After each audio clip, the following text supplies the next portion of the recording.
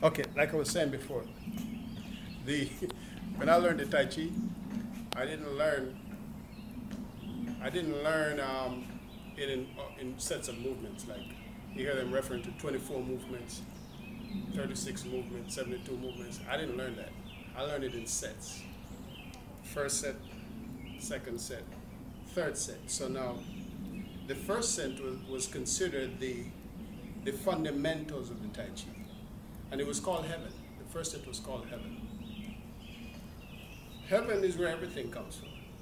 That's the primordial energy, the most primal force there is. Before anything was, there was heaven. The second set was called earth. Right? Speaks for itself. Now, heaven was very simple in its movements. All the movements were very basic, starting from Wu Chi.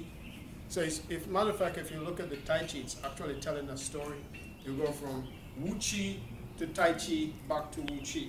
For instance, the first set, how I learned was the first set, you start off with the Wu Chi position. Wu Chi means simply before Chi. And you start off with the feet together, which was called Wu Chi. Then you separate. This is called the separation of the primordial force into yin and yang. Now when you step over, notice the beauty of this Tai Chi is that it's trained in the natural gait right away. It's like when you fight, you don't really get in a stance to fight. So it teaches you to respond naturally, like how you walk or you step. This is called your natural gait. So you start with your natural gait, activating the muscles. So you step over. So now you got the balance of yin and yang working in harmony together. That's what you learn in the first set. So you start telling a little story about the primordial force, how heaven come into being. Before heaven, you got Wu Chi. You go from Wu Chi to Tai Chi. So you got movements now, sending Chi to the four limbs. You sit. Is it? Learn how to root yourself, sending your Chi into the ground, become rooted. Alignment. That's what you learn with the Tai Chi. Raising up from the ground, so you get that bounce back. You get feedback from the ground. Raising the hands, raising both hands, sitting back. If you're flexible or strong enough, you can sit deep into the posture, see, with the back straight.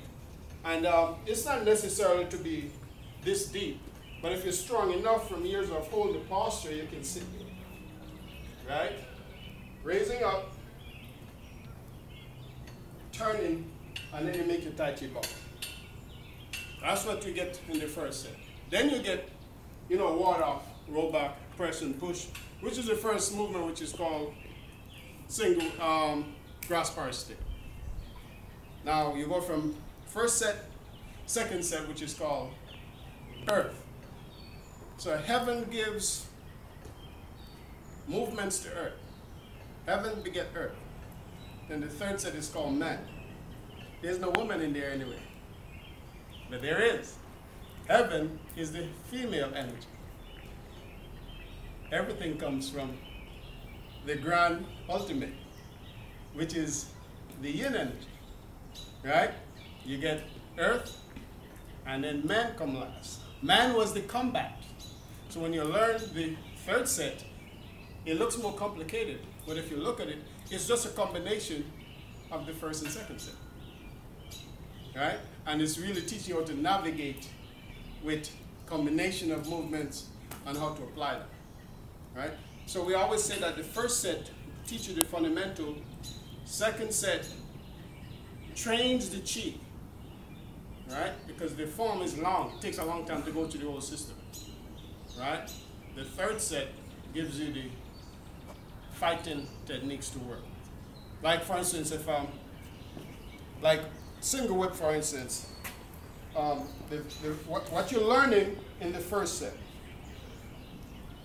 hook and whip. So if he punches at me, you'll have my hook. Now this becomes a break. That's a hook. Now if he punches again, that's, sorry, you okay? Yeah, that's secondary. Yeah, that's really what it was meant for. And now they tie up and strike. Now the thing about, that's why I don't like to work application too much, because sometimes you defeat the whole purpose of what the Tai Chi is trying to tell you. Tai Chi is really not a lot of physical stuff going on. The physical feedback is for you to feel. All the training, the physicalness is the limitation of your own physical body. That's what it's teaching all these mechanics. But most people, like we're doing push hands, most people get into push hands and think in terms that it is for fighting. No, it's energy work. Tai Chi, all the internal system that what they're teaching us is about our own energy. How to activate them, all right? Get them online, and how to utilize them. All these meridians moving through the system, that's what that's all about. So Tai Chi is not, yeah, it's physical because you need the physical body to, as a vehicle for the movements of energy, right? But really, the more you do it, the more you realize you're becoming more of an energy body. That's the whole process, that's the whole reason for the whole cultivation, chi and so forth, right? So when you get into the movement, the physical movement, if you try to use too much physical force, then you defeat the whole purpose of what the movement was trying to tell you in the first place. What you have to do is learn to relax. The reason for learning to relax is so you forget about using what we call physical energy, muscle force. Considered in Tai Chi or any internal style, that's considered stupid energy. Now you see people lift weights and look like this. That's called silly or stupid energy. Because you're not utilizing the energy of the body with good common sense intelligence.